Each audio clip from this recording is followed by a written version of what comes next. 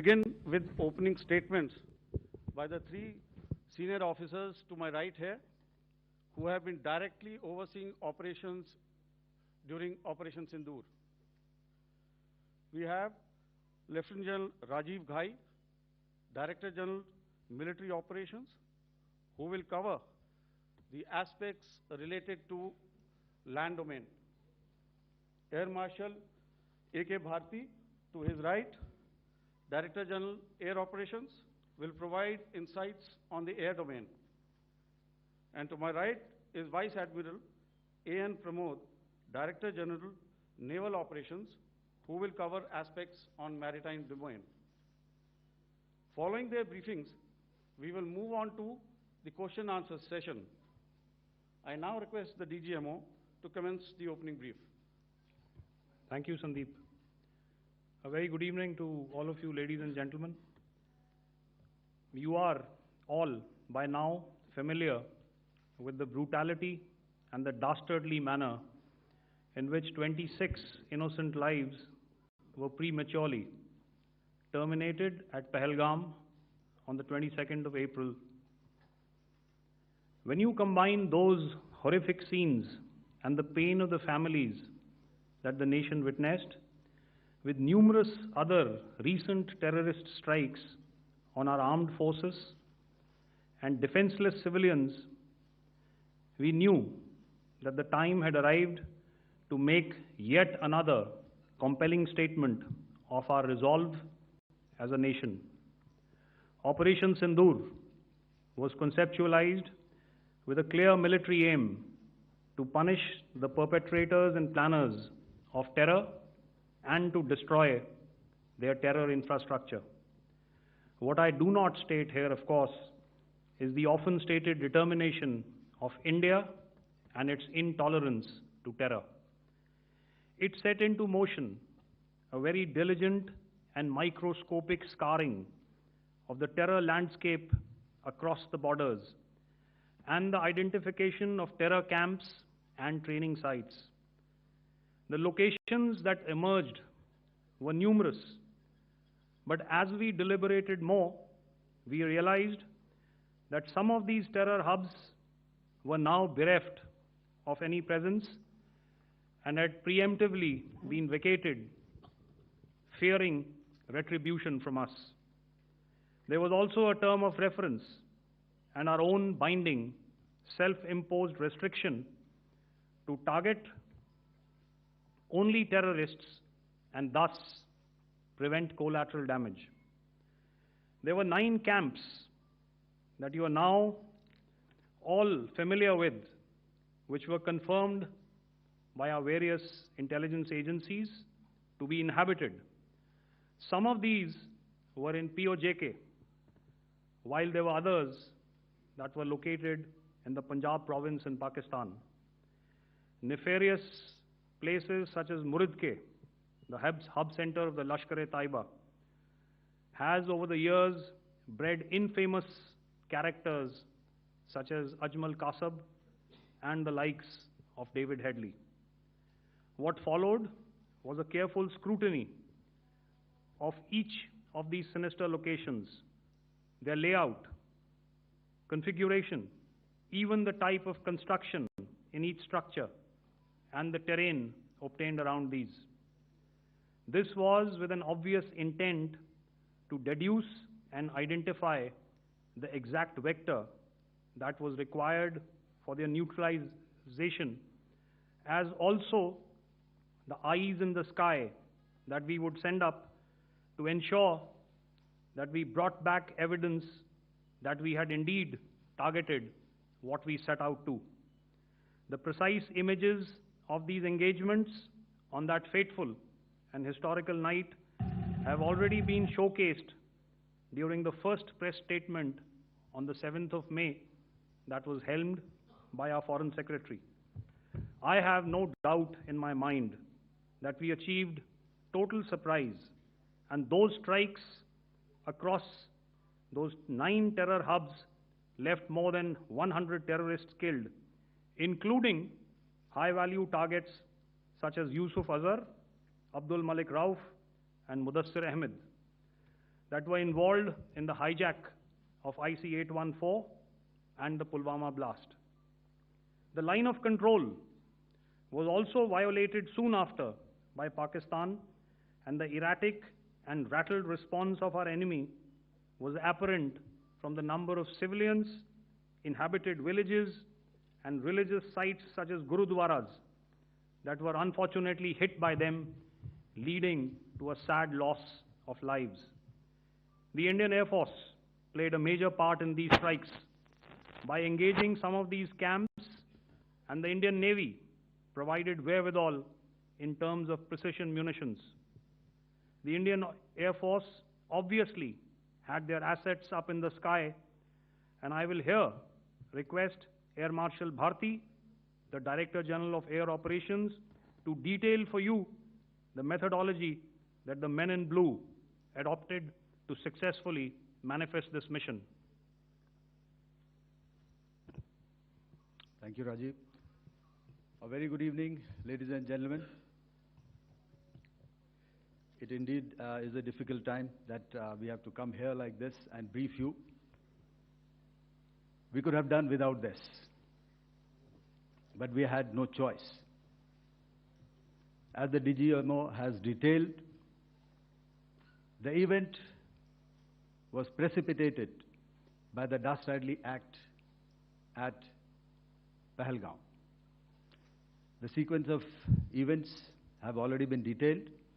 We carefully selected the targets, and out of the 9 selected targets, the target systems that were given to the Indian Air Force were the notorious training camps at Bhavalpur and Muridke, these being further from the international boundary.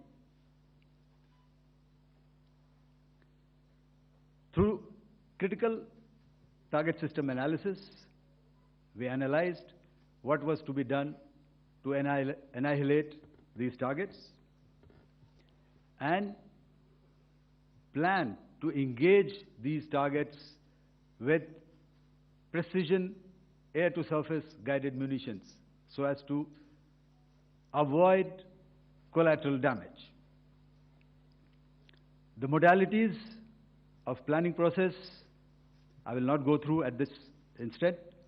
However, what I would like to show you is the results that we achieved through our targeted airstrikes. Could I have the second slide, please?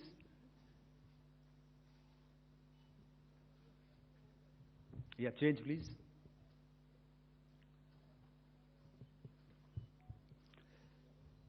Okay. This is what the terror infra at Muridke looks like.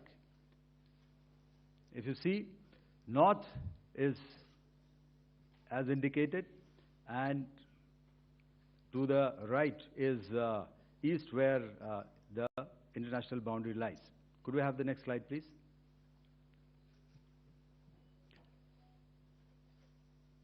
Orientating. Just go back to one slide. Okay. Please have a look at this red building, the series of buildings out here, and this empty ground. Next. If you relate, the empty ground is here, and you see this is the first weapon that is impacting. This is the impact point number 1 on Muridke training camp with our precision guided weapons on early morning 7th. Next, please. Keep your eyes glued for the second weapon coming in and the second impact on the selected target point. Next slide, please.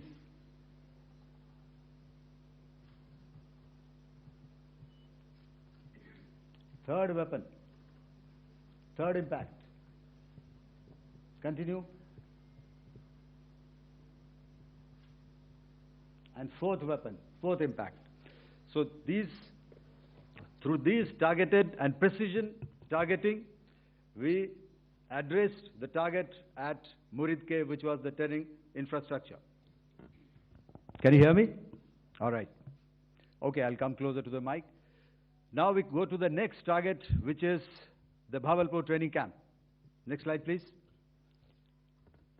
Okay, just wait. So the effect, if you see, the impact point, if I can point out, this is the impact point.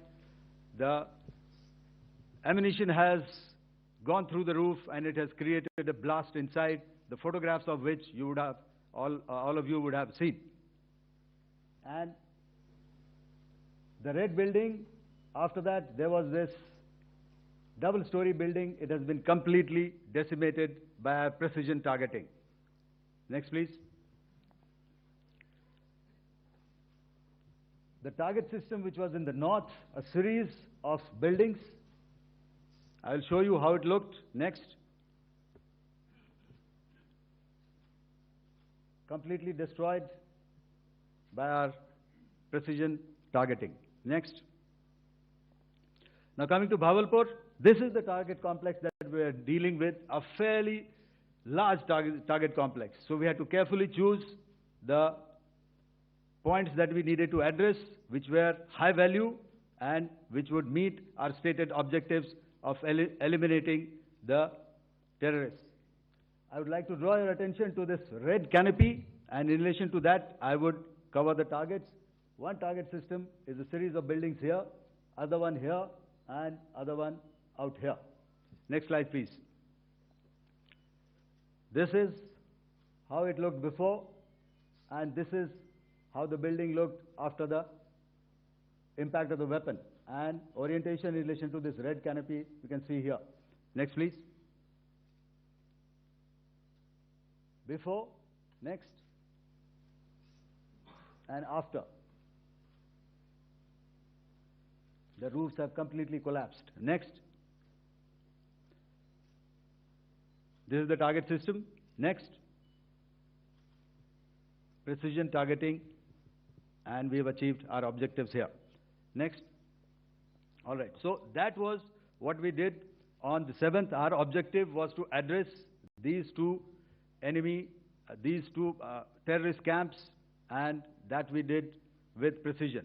And thereafter, we maintained a robust air defense posture, because remember, our objective was to target the terrorists and terrorist infrastructure, not any other infrastructure, not the Pakistani military, not the Pakistani any other infrastructure. So that is what we have maintained on the 7th of May. However, what we saw in the evening of 7th of May, we were saturated with a raid of Pakistani unmanned aerial vehicles and small drones. And these came in waves in our civilian areas, over our military installations, and all of them were successfully intercepted. Few of them did manage to land. However, there was not much damage that they did. And we have our robust counter-US hard kill and soft kill systems which did the job.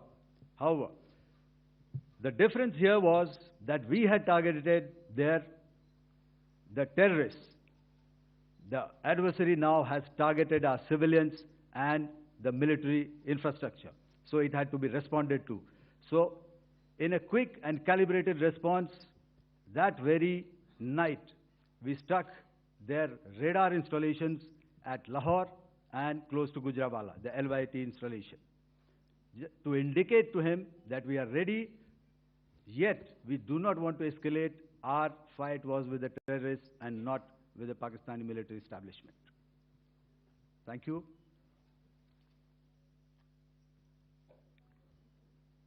Thank you, Air Marshal Bharti. So, ladies and gentlemen, he's outlined operations not only on the night of 6th and 7th of May, when Operation Sindoor commenced, but also on the subsequent night. Being well aware and familiar with the congenital and impulsive nature of our adversary, and even though we did attempt to reach out and communicate are compulsions to strike at the heart of terror, to my counterpart in the immediate wake of Operation Sindoor, the request was brusquely turned down, with an intimation that a severe response was inevitable and in the offing. We were, of course, prepared. Operations on the 7th and the 8th, Air Marshal Bharti spoken about. On the night of 8th and 9th of May, they flew drones and aircrafts into our airspace all across the borders and made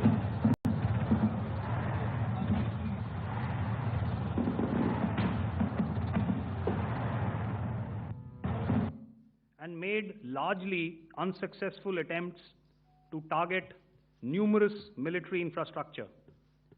Violations on the line of control by Pakistan also commenced yet again and precipitated into fierce arty engagements. The air operations on the night of 8th and 9th of May, I'll yet again request the DG Air Operations to cover.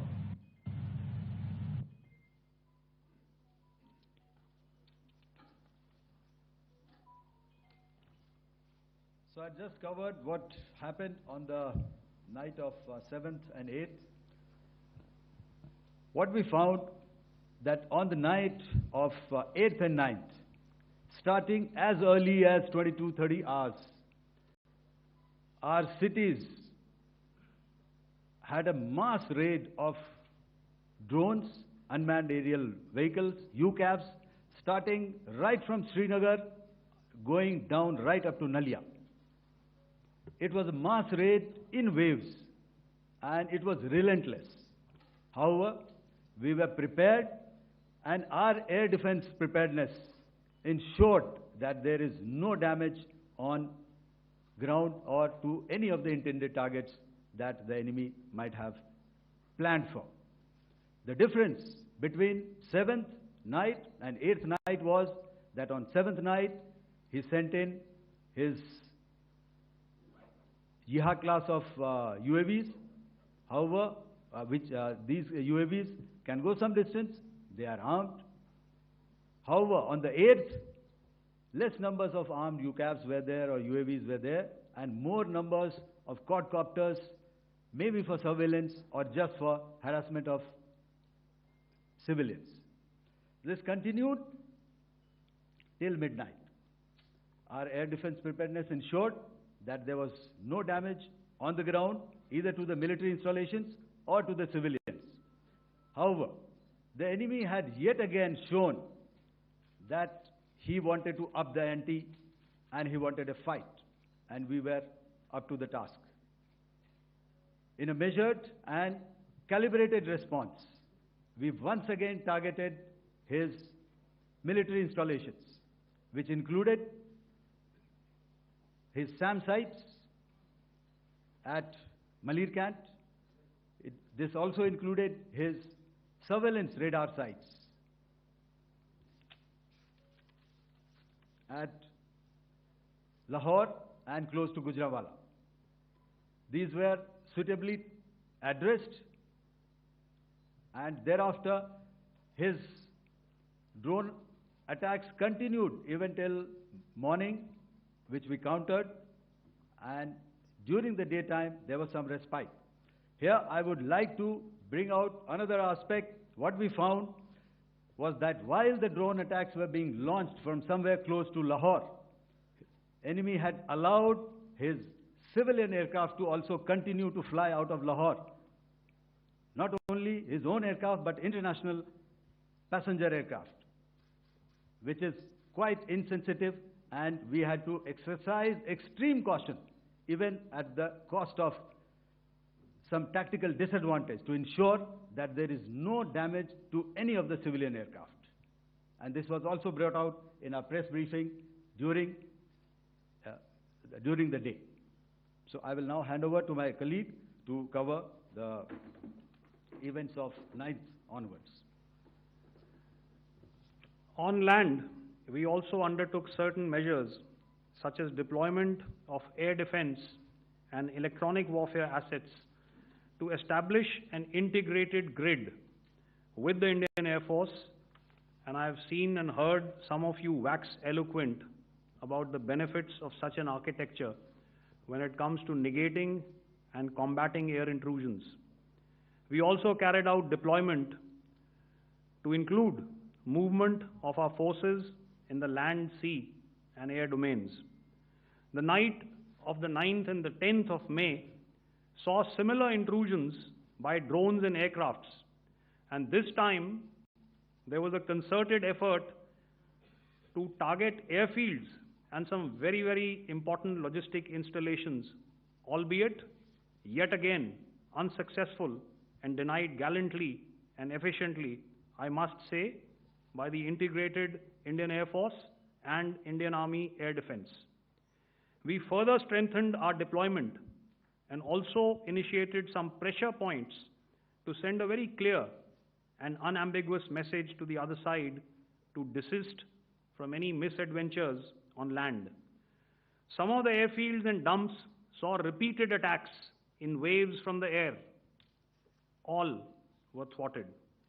The Pakistan Army has reported to have lost approximately 35 to 40 personnel in artillery and small arms firing on the line of control between the 7th and the 10th of May. What the other side had probably also not reckoned with was the speedy and precise turnaround and hit back by the Indian Air Force. And I will yet again ask Air Marshal Bharti to speak about these significant and game-changing strikes. I will thereafter request Vice Admiral Pramodo, my colleague and Director General of Naval Operations, to tell us about some very telling naval maneuvers in the Arabian Sea that exerted pressure on the night of 9th and 10th of May. Over to you, sir. Thank you. Commencing about 2000 hours, that is 8 p.m. local time, on 8th of May, several Pakistani unmanned aerial systems, drones, combat vehicles attacked multiple IF bases. These included Jammu, Udhampur, Pathankot, Amritsar, Bhatinda, Nal, Dalhousie, Thois, Jaisalmer, Uttarlai, Falodi, Nalia. These were almost simultaneous and they came in waves. All our AD guns and other systems were waiting for them. All these waves were neutralized by our trained crew using the air defense systems that they have, and also some of them were utilized using our legacy systems like Pechoras and IF Summer, which we have recently acquired. And some were neutralized by the Garud snipers. There was no damage on ground from these incursions and these mass raids, if I could call them, from the Pakistani side. However, following these relentless attacks on our air bases, on our forward positions, and on our civilian targets, this was time to convey some message to our adversaries. And therefore, a decision was taken to strike where it would hurt. And towards that, in a swift, coordinated, calibrated attack, we struck his air bases, command centers, military infrastructure, air defense systems across the entire Western Front. The bases we struck include Chaklala, Rafiki, and mind you, Chaklala is Islamabad, Rahim Yar Khan, Sakar, sending a clear message that aggression will not be tolerated. This was followed by strikes at Sargoda, Bholari, Jacobabad. We also struck the C2 centers at Murid, the UAE complex at Murid, Rafiki, radar at Chunia, which I will show you, Rahimyar Khan airfield, and the unmanned combat aerial vehicle hangar at Sakar. I would like to reiterate here that we have the capability to target every system at these bases and more. However, it was only a measured response to instill good wisdom to our adversary to refrain from further escalation. IF's response was directed only at military installations, avoiding civilian and collateral damage. I would now like to show you some of the effects that have been achieved as a result of our air operation.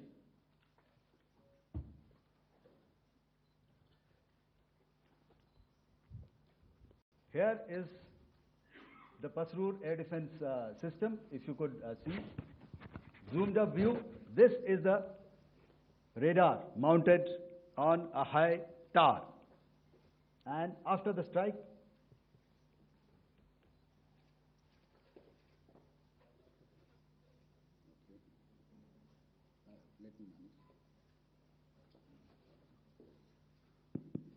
thank you. Can you hear me? Yeah, thank you. And after the strike, this is what has happened. This radar has been taken out, completely burnt. Next slide, please. The Chunia air defense radar, which was taken out on 7th and 8th. This is the radar site. A blown up photograph, once again, on a tower. Not very clear, but what you see very clearly is the after effect after we have stuck. The radar head has been completely decapitated. Next slide, please. Arifwala air defense radar. In this complex, you see how it looked before, blown up image, and after really blown up. Next. Now coming to Sargodha airfield. Remember, this is one of their important airfields wherein they have a lot of assets, F-16s, other assets which they keep getting, training institutes. And we have stuck this airfield. It is not, if you zoom in here, then one impact point here on the runway and second impact point of our weapon, precision weapon on the runway. And if you see this blown up, repairing going on. Same here. Next. Rahimyar Khan. This is the area we have struck. A deep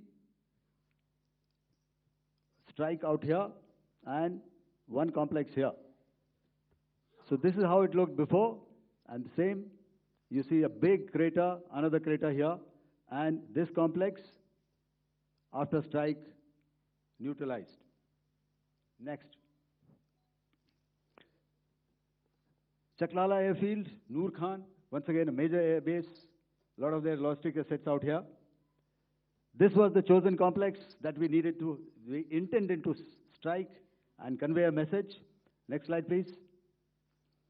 This is how it looked before, and this is how it looked after our strike.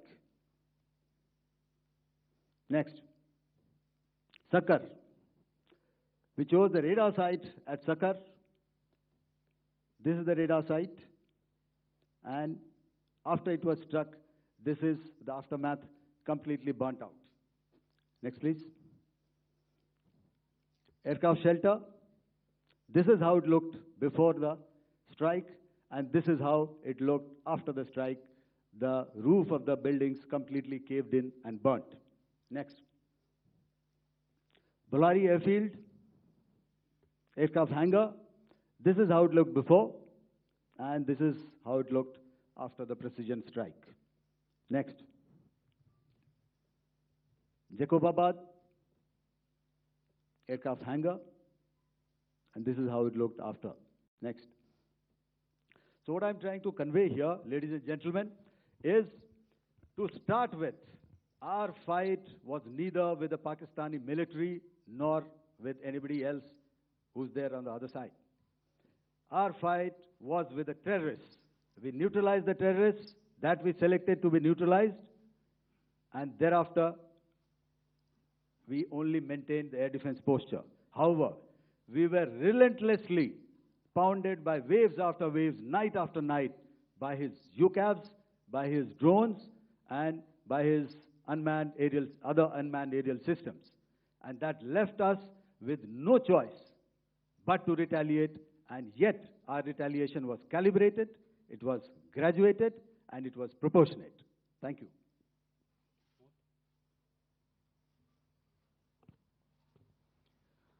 Good evening, ladies and gentlemen.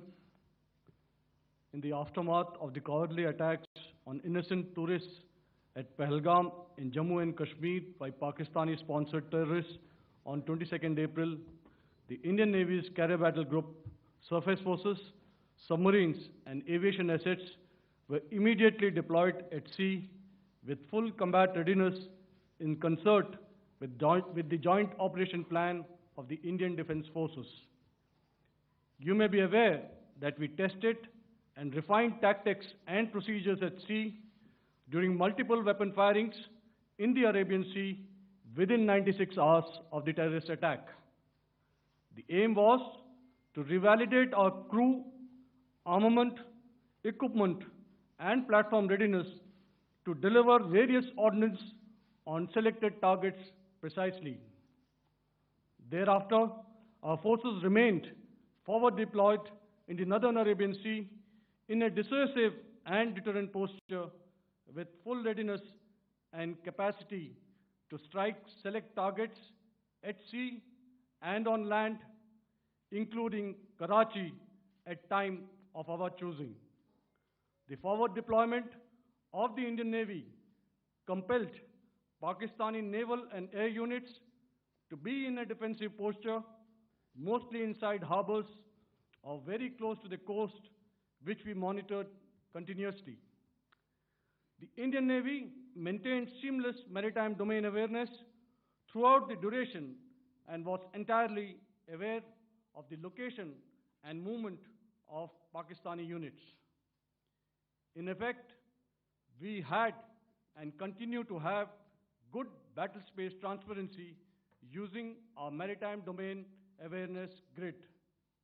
As you are aware, our response has been measured, proportionate, non-escalatory, and responsible from day one.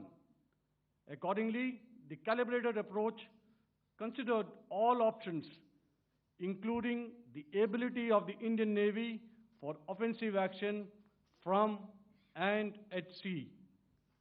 As part of this escalation control mechanism, the application of force by the Navy was planned in a synchronized manner in coordination with the Army and Air Force, the highlight being teams from the three services working closely in an integrated manner.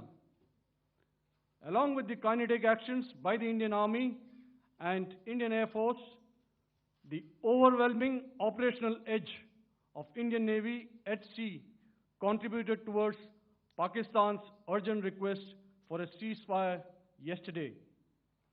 As we speak, Indian Navy remains deployed at sea in a credible deterrent posture to respond decisively to any inimical action by Pakistan or Pakistan-based terrorists. Thank you. Samno Varna, Jai Hind. Now I'll hand over to Director General Military Operations for further proceedings. Ladies and gentlemen, on the 10th of May, in the morning, even as we were getting into a huddle to wargame the events of the previous night, a routine exercise, I received a message on hotline from my counterpart in Pakistan seeking my willingness to communicate. Since our initial aim was to strike at terror camps, and all our actions in the subsequent days were in response to the intrusions and violations by the Pakistan Air Force and its army, it was decided that I would indeed speak with my counterpart.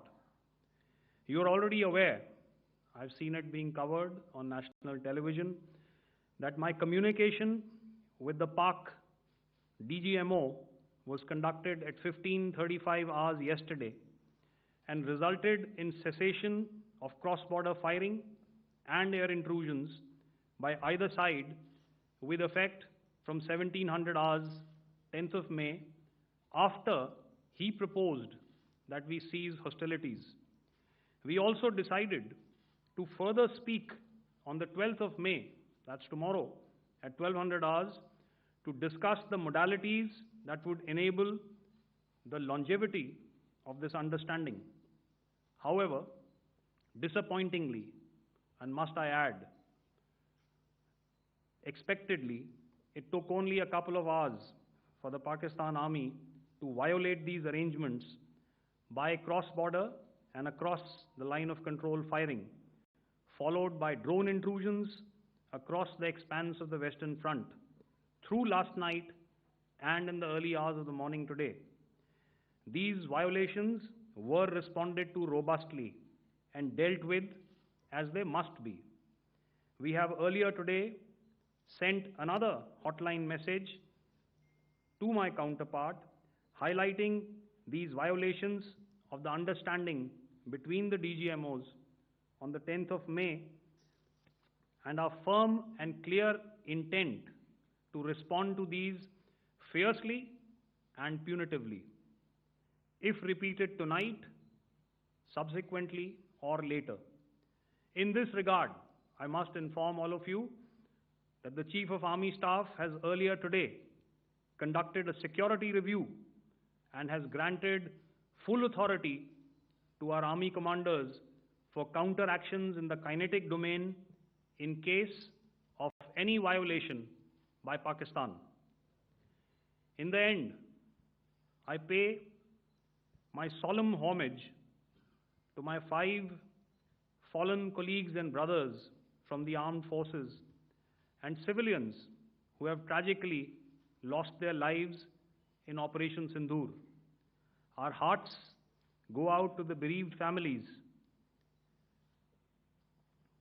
and we express our solidarity to them in this lifetime and beyond,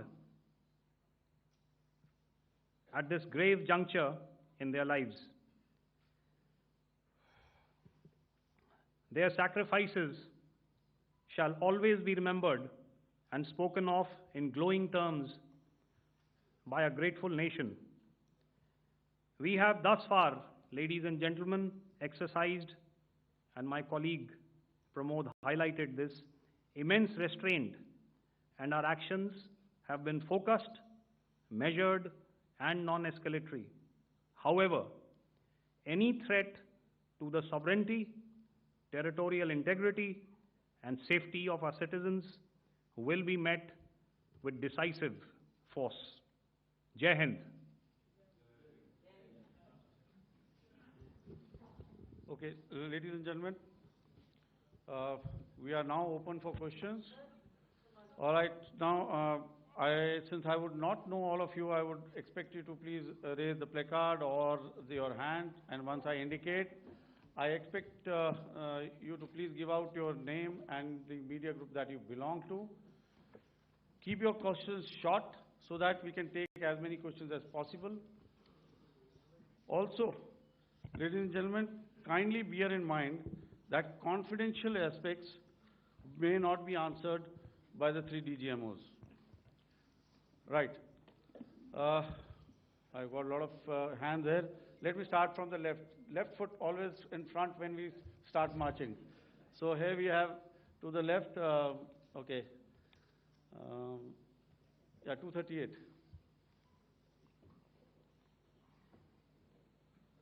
Hello. So this is Manas Pratim from PTI, Press Trust of India. So the understanding that was reached yesterday on stopping the military operations and actions, was it for just 3 days? And what would be the cost escalation if there is violation of this understanding by the Pakistani side? And my subsequent question would be that we have a kind of ceasefire agreement with Pakistan that was finalized in 2003. So will there be some kind of similarities in frameworks between the two kind of understandings, 2003 ceasefire agreement and the current understanding on stopping military operations.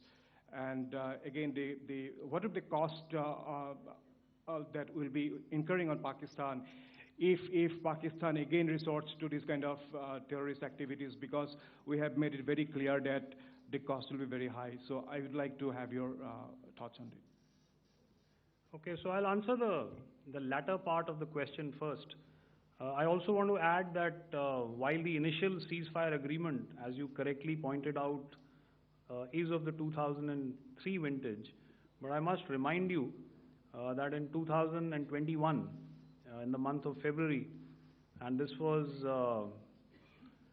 then when the crisis in eastern Ladakh was also on, the two DGMOs had spoken and arrived at a ceasefire understanding that lasted right up until this unfortunate attack at Pahalgam.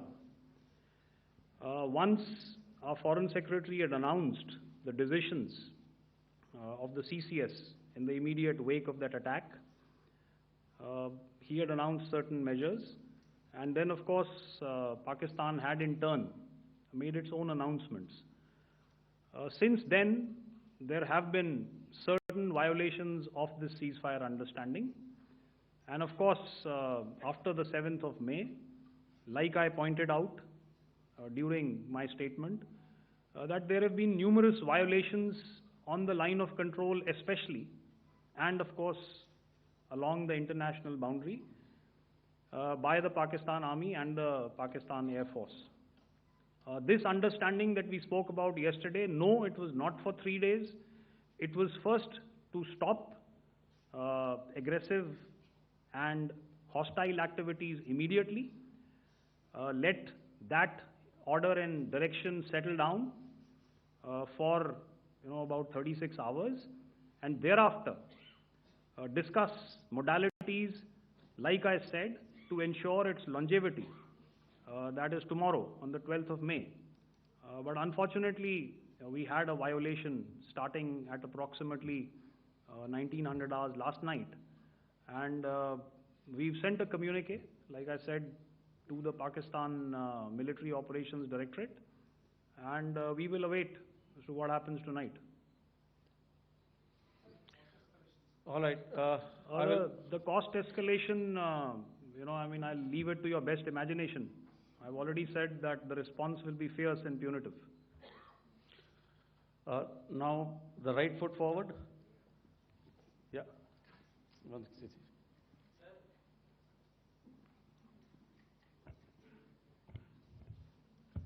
Sir, I'm Ajit Dubey from ANI, sir.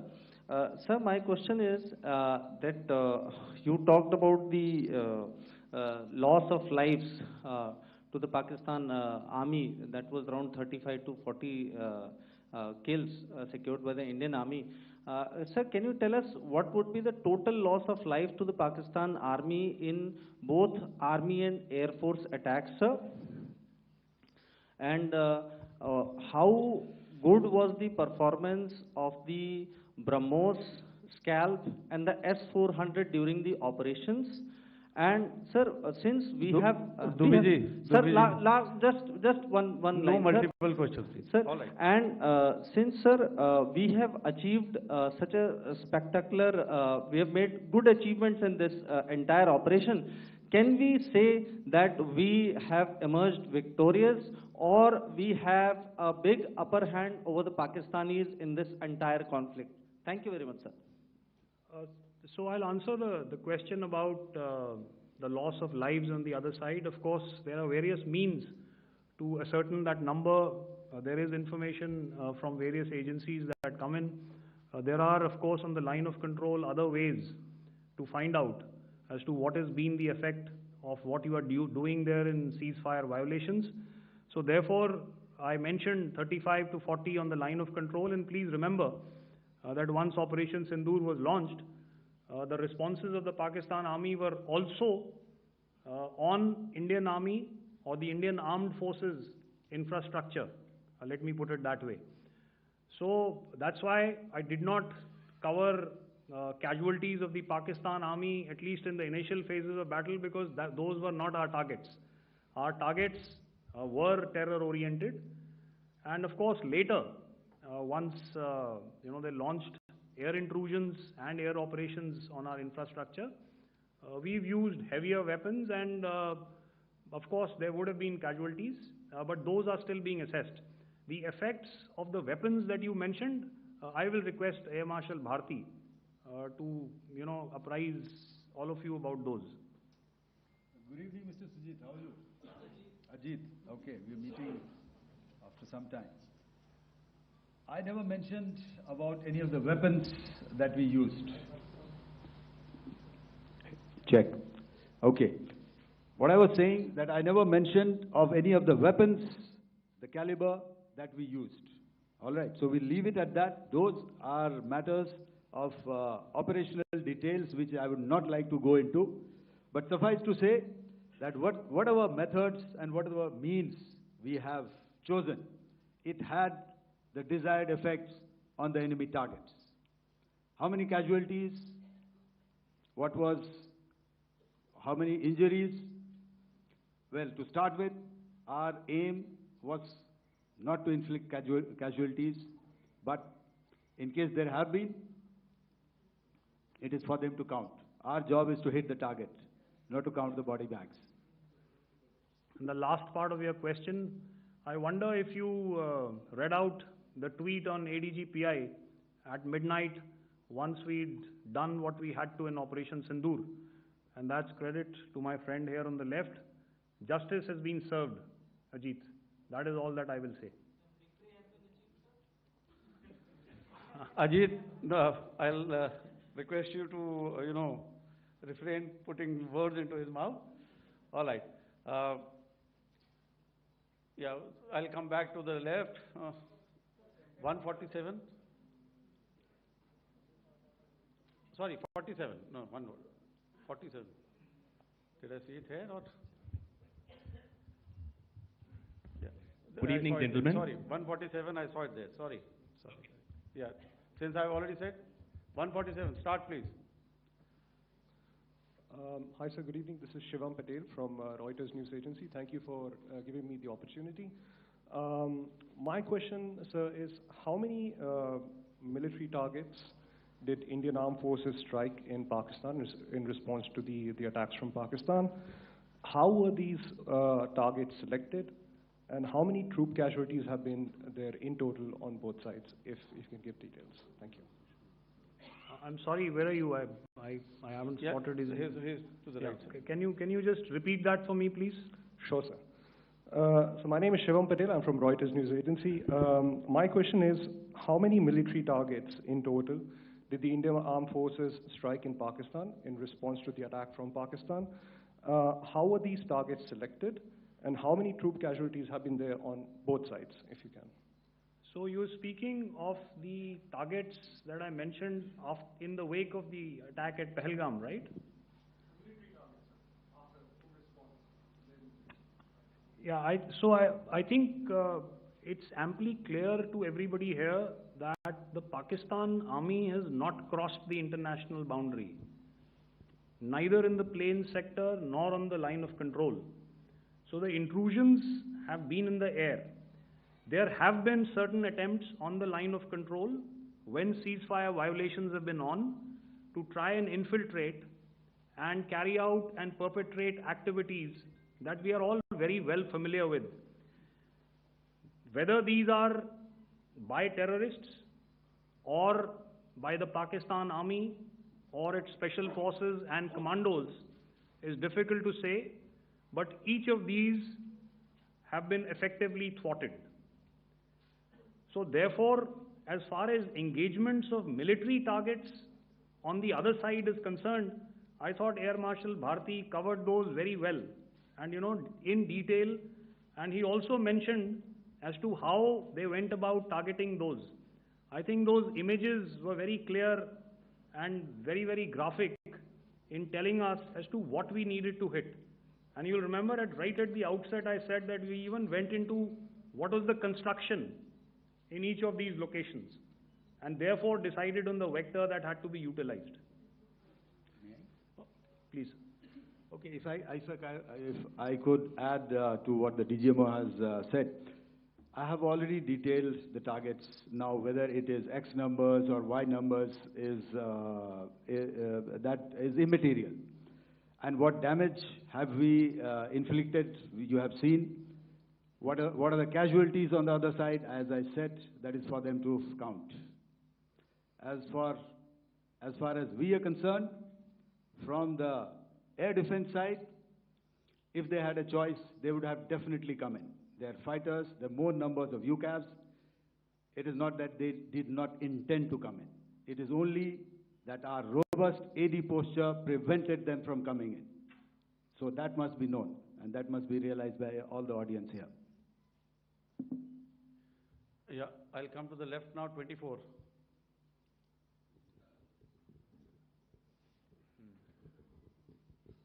Good evening, sir. This is Anvesh Rath from Z.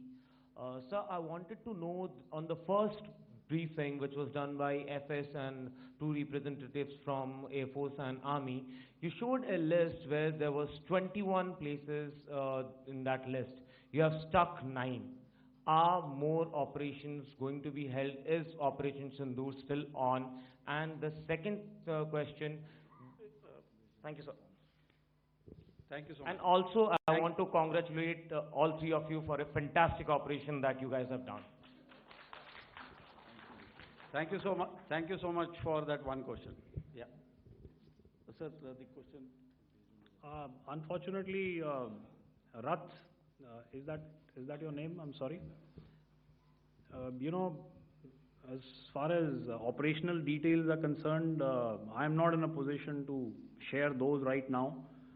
But I think I'll take a cue from Pramod. You know, he said towards the end that the Indian Navy is still in a posture that is deterrent. And I have already made it very clear towards the end of what I said that it's only a couple of hours ago that the Chief of Army Staff has carried out a security review, and he's authorized our Army commanders to deal with violations of any kind from across the borders in a manner that they deem fit. So again, to reiterate, the response will be fierce and it will be punitive.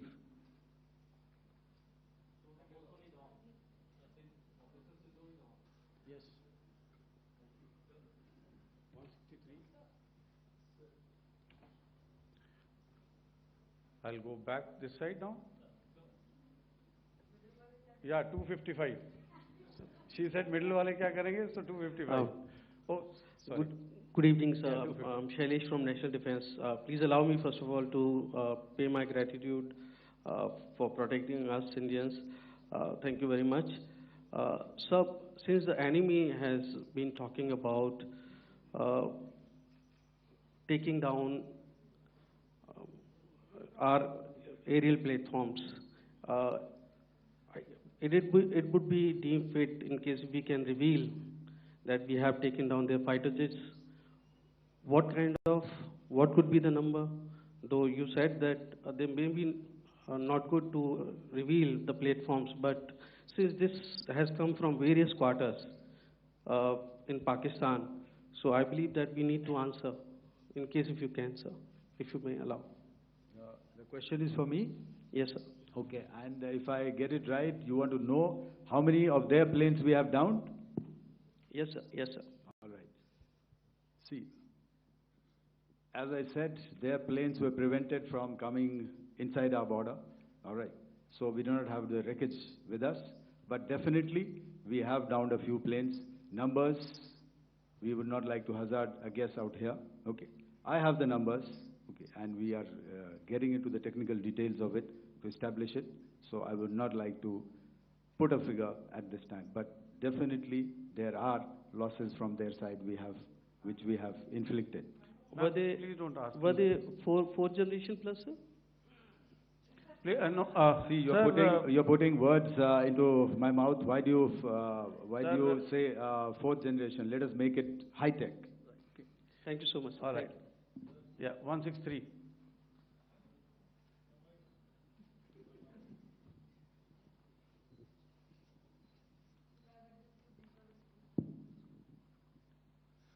Sir मैं मंजीत नेगी हूँ आज तक से। मेरा सवाल ये है कि इस पूरे ऑपरेशन में जो आतंकी ठिकानों को निशाना बनाया गया, क्या नंबर्स कुछ बता सकते हैं कितने आतंकी मारे गए? कुछ नाम सरकार मतलब कुछ नाम मीडिया में आए भी हैं जो बड़े उसके मास्टरमाइंड थे। और एक सवाल जो आज एयरफोर्स ने भी एक ट्वीट किया कि ऑपरेशन सिंदूर अभी जारी है और सरकार की तरफ से भी कहा गया।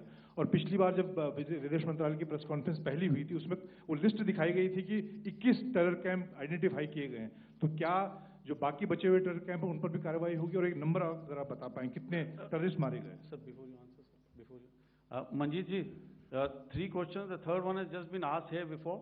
So 21, this thing. So I'll request the first to be answered so that we have more number of people who can ask. Manjeet, जब मैंने स्टेटमेंट दिया तो मैंने शुरू में ही कहा कि जैसे ही ऑपरेशन सिंदूर कॉन्सेप्चुअलाइज हुआ तो हमारा जो पीछे की कार्रवाई होती है स्पेड वर्क और टारगेट्स को आइडेंटिफाई और एनालाइज करने की कार्रवाई शुरू हो गई थी। मैंने जब स्टेटमेंट दिया तो मैंने बताया कि बहुत सारे थे, हमने 21 दिखाए होंगे और भी हैं, लेकिन वो लिस्ट फिल्टर करते करते 21 तक पहुंची। अब क्या आगे एंगेज किए जाएंगे? अगर ज़रूरत पड़ेगी तो ज़रूर एंगेज किए जाएंगे, लेकिन मैंने बताया कि इस समय जो इंट एजेंसीज ने हमें बताया कि फलाने कैंप में प्रेजेंस है, हमने उनको एंगेज किया। कुछ नाम मैंने लिए, कुछ नाम अभी पुख्ता किए जा रहे हैं। मैंने आपको बताया कि जो इंट एजेंसीज ने अभी तक असेसमेंट किया है उसमें उन्होंने कहा है कि तकरीबन 100 से ज़्यादा मारे गए हैं। और एक आज आपने तस्वीर भी देखी कि काफ़ी प्रोमिनेंट जो फ्यूनरल था, काफ़ी प्रोमिनेंट एक जो हस्ती हैं वो ऑर्गेनाइज कर रहे थे, और उस फ्यूनरल में और कौन कौन लोग अटेंड कर रहे थे वो तो आपने देखा ही। तो आप लोग सब समझदार हैं और मुझे ये कहने की ज़रूरत नहीं है कि इन लोगों को कहाँ से सपोर्ट मिल रहा है। अगर नहीं मिल रहा होता तो ऑपरेशन सिंदूर नहीं होता, तो उसी की वजह से है ये ऑपरेशन। तो मेरे ख्याल से मैंने आपके सारे सवालों का जवाब दे दिया। Ma'am, sir next is from 17। Sir मेरा नाम अंजू निर्वाण है, TV9 भारतवर्ष से। सर मेरा सवाल ये है कि ऑपरेशन सिंदूर में हमारी जो इंडियन नेवी है उसके बारे में सर थोड़ा सा बताएं कि किस तरह की उसकी भूमिका रही, क्योंकि हमने इस दौरान सर देखा कि बहुत सारी स्पेकुलेशन भी रही और ये बोला गया कि कराची तक हमारी नेवी ने ऑपरेशन किया है। तो सर इस पे थोड़ी सी क्लैरिटी चाहिए। और सर हमने कौन कौन से फाइटर एयरक्राफ्ट डाउन किए हैं, अगर उसका भी थोड़ा सा क्लैरिटी मिल जाए तो अच्छा रहेगा। तो मैं आपका पहले सवाल का जवाब दूंगा। I will make few sentences and leave it for your imagination. First of all, as I mentioned, we have quantitative and qualitative edge to deliver a massive blow to our adversary, and we completely dominate in the maritime front. Indian Navy's action is part of the escalation ladder mechanism which we have worked out amongst 3 services. This time, if Pakistan dare take any action, and Pakistan knows it, what we are going to do. That's all. Okay. आपके सवाल का जवाब मैं पहले दे चुका हूँ।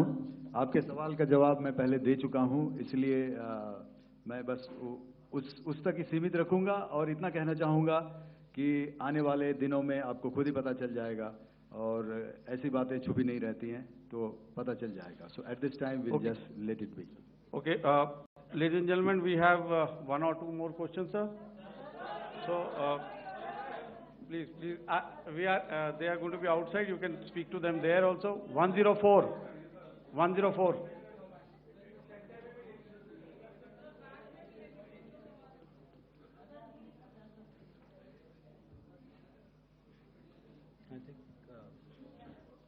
Yeah, ask sir. Sir, Dinakar with the Hindu newspaper. Are you surprised that you got this question? No, sir. Just a look. Sir, can you give a number of assets we lost? Because there's been a lot of speculation going on. International media writing a lot of things about our platforms, including Rafale. I mean, Pakistan claiming that Rafale has been downed, etc. Can you put that question to rest and clarify on that? I guess that question is for me. All right, I'm happy that you've asked this question. You know, we are in a combat scenario, and losses are a part of combat. The question that you must ask us, okay, and indeed that we must ask ourselves, you inclusive, is have we achieved our objectives? Have we achieved our objective of decimating that terrorist camp? And the answer is a thumping yes. And the results are for the whole world to see. As for the details, what could have been, how many numbers, which platform did we lose? You know, at this time, I would not like to comment on that because we are still in a combat situation. And if I comment on anything, it will only be advantage adversary. So we don't want to give him any advantage at this stage. All I can say is that we have achieved our objectives that we selected, and all our pilots are back home. Thank you. Okay, hold, please don't, please be civil here. So we'll have 220 now. Hello sir, this is Anita Chaudhary sir from Swadesh newspaper. मेरा सवाल है, क्योंकि ये हमारे जो पहले जो action रहा वो आतंकवाद के खिलाफ रहा, तो आतंकवाद में अजहर मसूद की तरफ से एक बयान जारी किया गया था जिसमें उन्होंने कहा कि हम इसका बदला लेंगे और जाज रुलाएंगे। तो क्या अगला, अगर खुदा न खास्ता अगला टेरर अटैक किसी भी तरह का होता है, तो क्या उसे एक्ट ऑफ वॉर में हमारी तरफ से लिया जाएगा और उसका क्या माकूल जवाब दिया जा सकता है? मेरा इसमें सिर्फ एक ही जवाब है आपके लिए कि हमने अपनी कार्रवाई करी। हमने उसके बाद मैंने अपने स्टेटमेंट में भी बताया कि ये कम्युनिकेट करने की कोशिश करी कि हमने इस तरीके से ये जो स्ट्राइक्स हैं वो क्यों की। लेकिन जो हमारा एडवर्सरी है उसने जैसे मुनासिब समझा वो कार्रवाई करी। तो आपने देखा कि ये जो एक्टिविटीज़ चल रही हैं 3-4 दिन से, ये कोई वॉर से कम नहीं है। नॉर्मल सर्कमस्टांसेस में एक दूसरे देश की एयरफोर्सेस हवा में नहीं उड़ती हैं और एक दूसरे के ऊपर स्ट्राइक्स नहीं करती हैं। हर रात इंट्रूजन्स नहीं होते हैं। लाइन ऑफ कंट्रोल पर सीज फायर वायोलेशंस, आपके एक साथी ने सवाल पूछा था शुरू में, एक सीज फायर अंडरस्टैंडिंग था, वो भी जा चुका है। उस सीज फायर अंडरस्टैंडिंग के जाते जो फायरिंग हो रही है लाइन ऑफ कंट्रोल में, उसमें घुसपैठ की कोशिश हो रही है। आमतौर पर ये घुसपैठ लाइन ऑफ कंट्रोल में टेररिस्ट करते हैं, लेकिन हमें इंफॉर्मेशन है कि हो सकता है ये पाकिस्तान आर्मी की टोलियां भी हों जो हमारे पोस्ट के ऊपर खामी पहुंचाने की कोशिश कर रही हैं। तो ये सारी एक्टिविटीज़ तो वॉर में शामिल हैं। तो ये कहना मुश्किल है कि आगे क्या होगा, वो स्पेक्यूलेटिव जोन में आ जाता है और मैं स्पेक्यूलेट नहीं करना चाहता हूँ। हर एक सिचुएशन अलग होती है और उससे एक तरीके से डील किया जाता है। सर मैं एक सवाल इसका मैं जवाब देना चाहता हूँ, 1 मिनट। जो मिलिट्री होता है, our main job is to prevent war and maintain peace and stability. So it is not that our response is a graded response. That means अगर किसी ने किया तो उसको ग्रेडेड उसमें किया। जैसे टेररिस्ट एक्शन हुआ तो what we did is the terrorist action and we destroyed all the terrorist camps. उसके बाद आपने देखा कि उनने थोड़ा सा कोशिश किया तो हमारे एयरफोर्स एंड आर्मी ने क्या किया, तो मिलिट्री टारगेट्स हैं उनके ऊपर थोड़ा। So our aim is to maintain peace and tell our adversary that you do this and the response will be bloody. Okay, now as per the, please, we'll have 166 and 25, and after that no more, please. Sir, this side. Ladies and gentlemen, please maintain, Sir, I this request side, you to please be quiet. General Ghai? No. This side, sir. We have only two questions left, 166. Okay, sir. Yeah, please ask. So I'm Rahul Singh from Hindustan Times, sir. So you were totally on top of the game in the kind of losses you've inflicted on the enemy. I mean, we saw the slides and everything. So it kind of comes across that you were batting it 99 and you decided to declare your innings. What are your thoughts on that, sir? And do you think, are you weighing the option of the Pakistan Army using this time, buying this time of the so-called ceasefire or the understanding? And you talked about how they could not be trusted. So buying time to kind of build up their war reserves, getting stuff from their friends like Turkey or China, are we considering that possibility, sir? Look, see, the call came from the Pakistani side to speak about cessation of hostilities. What pauses mean during such conflicts is known to everybody. You know, I don't want to go into the pros and cons of how preparation for war is made. You know, that is a process in itself. But I think my senior colleague here, the DG Air Operations, spoke, or he alluded at least, you know, to what this operation was precisely and specifically meant for. And I think that's something that we achieved, you know, right at the outset. Had we had the option not to go further, we probably wouldn't have. But we've been compelled to be in this situation. And as you've seen, the armed forces of India, and you know, you've got the three Director Generals sitting here, we are always prepared to face any eventuality. And like I said, that's for the sovereignty, the territorial integrity, and the safety of our citizens. So whatever has to be done will be done. You know, I'm not so concerned about what Pakistan will do in this time. I'm only concerned about what we will do. We have a roadmap and a plan, and we will follow it diligently, and we will follow it to the T. You know, that's the contention that I want to make here today. Ma'am, please. Okay, the last question, and ma'am, 25, she's been asking since the first one. Sir, I'm Nandita. Sir. She's not asking a question. Sir, I'm Nandita Dagar, DAGAR from DD News and DD India. Sir, I wanted to ask you that my question is to General Ghai. Sir, you spoke to your counterpart yesterday and the Pakistani counterpart. Sir, what is the Indian Army's assessment that despite that agreement, that talk that you had, despite that agreement coming into effect at 1700 hours yesterday, why did they violate it? And number two, yesterday at the joint Defense Ministry and Foreign Ministry briefing, Wing Commander Vyomika Singh and Colonel Sofia Qureshi had told us that we have cited the Pakistani troops amassing at the borders and at the LOC. Sir, has that situation changed? Have they withdrawn?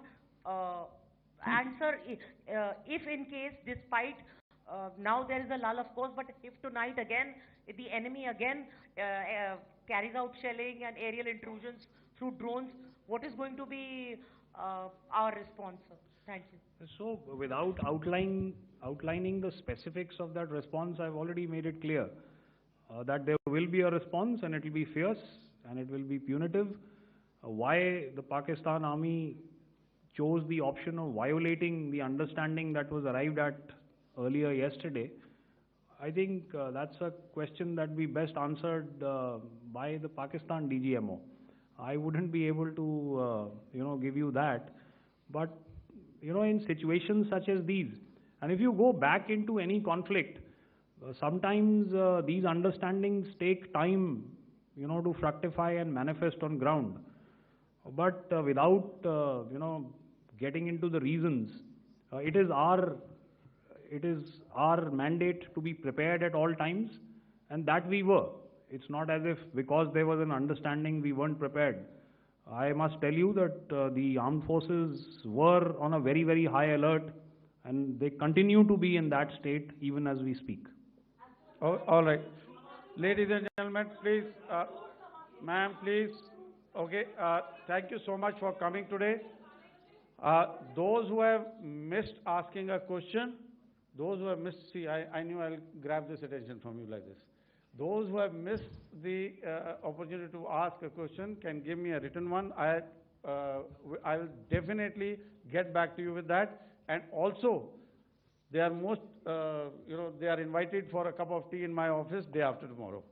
Thank you, ladies and gentlemen, for coming. Thank you. Thank you very much. Jai Hind. Jai Hind.